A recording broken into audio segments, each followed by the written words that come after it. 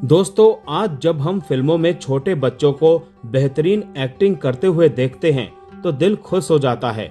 आज के दौर में बाल कलाकारों की अपनी एक अलग पहचान और फैन फॉलोइंग है। लेकिन क्या आपने कभी सोचा है कि भारतीय सिनेमा की सबसे पहली चाइल्ड आर्टिस्ट कौन थी और उन्होंने किस फिल्म से अपने अभिनय की शुरुआत की थी? दोस्तों, भारत की पहली बाल कलाकार होने का गौरव मंदाकिनी अठावले को हासिल है।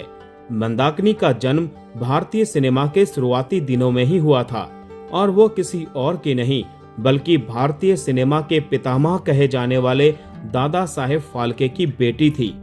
जब देश में फिल्में बनना शुरू ही हुई थी, उस दौर में एक छोटी सी बच्ची ने बड़े पर्दे पर अपनी अदाकारी का जादू चलाकर हर किसी को हैरान कर दिया था। साल 1918 में दादा साहेब फाल्के ने श्री कृष्ण जन्म नाम की एक मूक यानी कि साइलेंट फिल्म बनाई थी। इस फिल्म में उन्होंने अपनी बेटी मंदाकिनी को भगवान श्री कृष्ण के बचपन का मुख्य किरदार निभाने के लिए चुना। उस समय मंदाकिनी की उम्र महज 6 या 7 साल के आसपास थी। जब यह फिल्म सिनेमाघरों में रिलीज हुई तो पर्दे पर एक छोटी सी बच्ची को श्री कृष्ण के रूप में देखकर दर्शक भावुक हो गए। कई लोग तो स्क्रीन के सामने हाथ जोड़कर बैठ जाते थे। इस फिल्म की अपार सफलता के बाद साल 1919 में दादा साहेब फाल्के ने कालिया मर्दन फिल्म बनाई, जिसमें मंदाकिनी ने फिर से बाल श्री कृष्ण की भूमिका निभाई। इस फिल्म में उनके चेहरे के एक्सप्रेशंस और कालिया नाग का घमंड तोड़ने वाले दृश्यों ने लोगों का दिल जीत लिया। मंदाकिनी ने अपने एक पुराने इंटरव्यू में बताया था कि जब वो छोटी थी तो उनके पिता दादा साहेब फाल्के उन्हें खुद एक्टिंग सिखाया करते थे।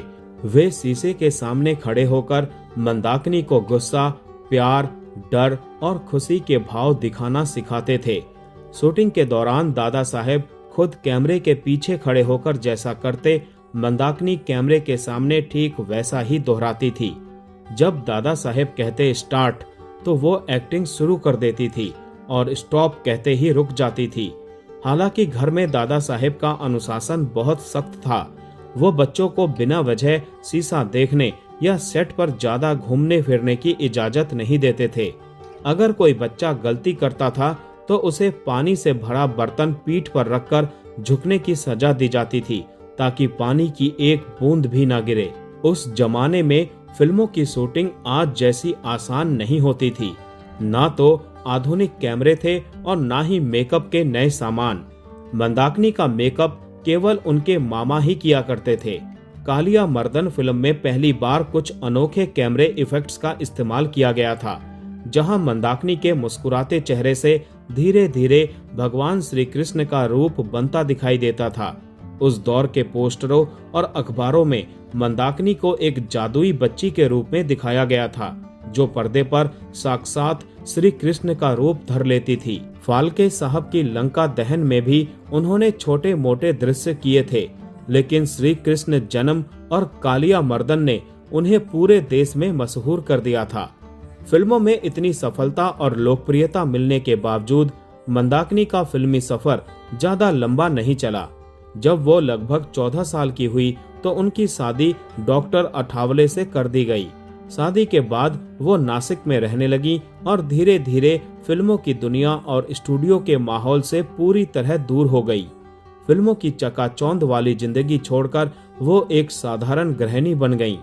उन्होंने रसोई संभालने से लेकर अपने परिवार की जिम्मेदारी पूरी निष्ठा के साथ निभाई। बाद में वो जब भी अपने बचपन के दिनों को याद किया करती थी तो वो बताती थी कि कैसे एक पेड़ की टहनी से कूदने वाली साधारण लड़की को उसके पिता ने पर्दे का भगवान श्री कृष्ण बना दिया था।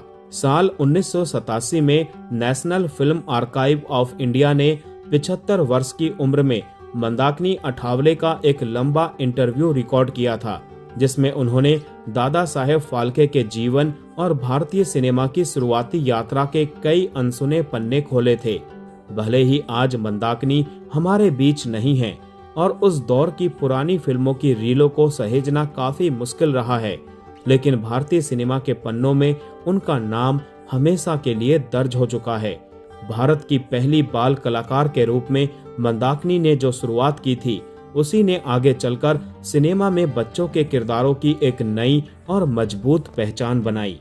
तो दोस्तों, आज का ये वीडियो यहीं समाप्त करते हैं। मिलते हैं नेक्स्ट वीडियो में, तब तक के लिए आप सभी को tata bye bye, take care.